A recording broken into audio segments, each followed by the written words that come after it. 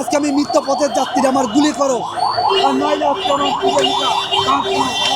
ভাত দাও।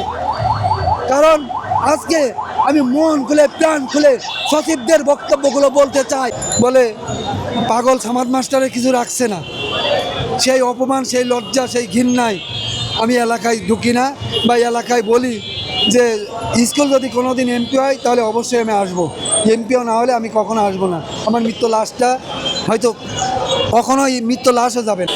যে আমার নাম মোহাম্মদ আলী। আমি আসছি বরিশাল বাকেরগঞ্জ থানা কলসকাঠি ইউনিয়ন থেকে। কলসকাঠিতে আমাদের এই প্রতিবন্ধী স্কুল, ওইখানে আমি সহকারী শিক্ষক। তো আমাদের এর আগে বহুবার এর আন্দোলন হয়েছে, হাসিনার সরকারের আমলেও আন্দোলন করছি আমরা, এই কিছুদিন আগেও আমরা আন্দোলন করছি। আমাদের আন্দোলন অব্যাহত আছে। আমাদেরকে বারবার আশ্বাস দেওয়া হইতেছিল যে আমাদেরকে এমপিভুক্ত করবে, কিন্তু এভাবে ৯/৬ বুঝাইয়া আমাদেরকে শুধু ঝুলাইয়ে রাখা হয়েছে। আমরা 2019 সালে এখানে সহকারী শিক্ষক হিসাবে বেতন ছাড়া আমরা এই ছাত্রছাত্রীদেরকে শিক্ষাদান শিক্ষাদান করে যাচ্ছি। আমাদের একটা ফ্যামিলি আছে। আমরা যদি এইখানে সুযোগ সুবিধা না পাই, সরকারি সুযোগ সুবিধা না পাই, একজন সাধারণ শিক্ষক যেভাবে সুযোগ সুবিধা পায়, একজন প্রতিবন্ধী বিদ্যালয়ের শিক্ষকরা তার থেকে বেশি পাওয়া উচিত। বেশি তো পাবো অনেক পরের কথা, আমরা ন্যায্য দাবিটুকু যতটুকু ততটুকুই আমরা পাচ্ছি না। আমাদের এখন একটাই দাবি যে আমাদের এই এমপিওভুক্ত করার জন্য আমরা এখানে সমবেত হয়েছি। আমরা শিক্ষকরা আমরা সরকারকে আহ্বান করব যাতে খুব শীঘ্রই, অতি দ্রুত এই আন্দোলনের মাধ্যমেই এই আন্দোলন যাতে আর দীর্ঘায়িত না করে আমাদেরকে এমপিওভুক্ত করে সরকারি সুযোগ সুবিধা দেয়। এই দাবির জন্য আজকে আমরা এখানে সমবেত হয়েছি। আমরা এখানে আছি প্রায় 15 দিন। জি, 15 দিন পর্যন্ত আমরা আন্দোলন করতেছি। লাস্ট 1 সপ্তাহ পর্যন্ত আমরা এই অবস্থান ধর্মঘটের জন্য সচিবালয়ে প্রবেশ করছে এবং তারা তাদের সাথে কথা বলতেছে, ঊর্ধ্বতন যারা আছে তাদের সাথে কথা বলতেছে। এই ফিডব্যাকটা আমরা পাবো 4টার মধ্যে।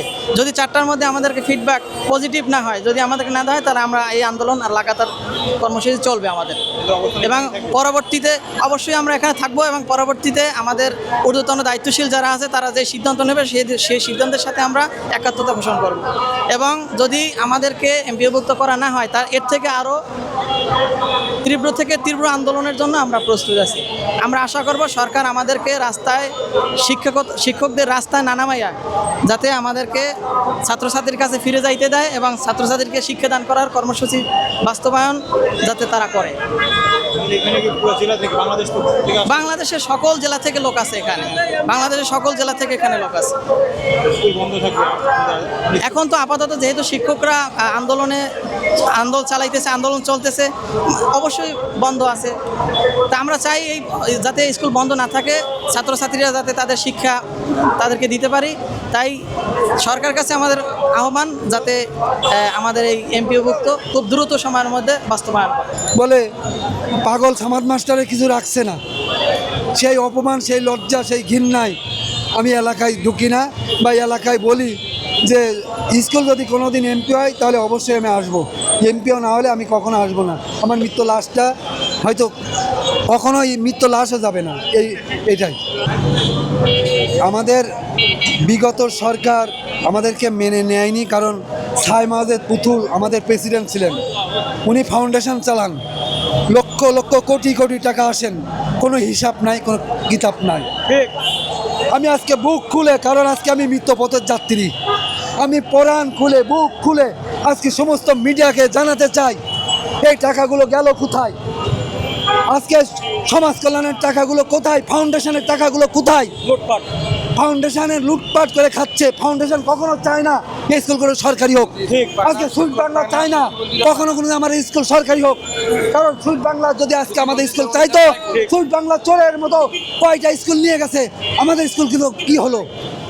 বাংলাদেশি আজকে সুইট কি করে বিএসএফ করতে পারে, পিটিআই আজকে প্রাইমারি পিটিআই করছে সরকার, সুইট কি করে পিটিআই বিএসএফ কোর্স করে, আজকে প্রয়াস কি করে বিএড খোলে, আজকে ফাউন্ডেশন কি করে বিএড খোলার ক্ষমতা রাখে বিএড প্রতি, কারণ তারা কোটি কোটি টাকা ইনকাম করছে। আমরা যে বিএড পড়ে যে টাকাটা জমা দিই সেই টাকাটা কোথায় যাচ্ছে।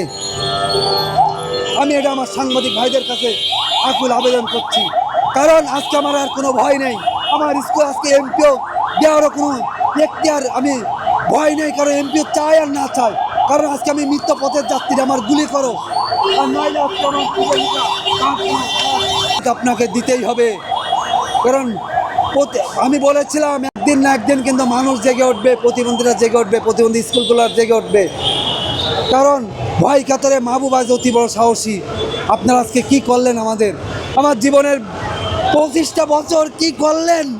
25টা বছর কত ঈদ আসে, কত পর্ব আসে, কত সন্তান মা বউ ছেলে পিলে মুখের দিকে যখন তাকাই থাকে এক মুঠো ভাতের জন্য, একটা ভালো জামার জন্য, একটা ভালো পোশাকের জন্য,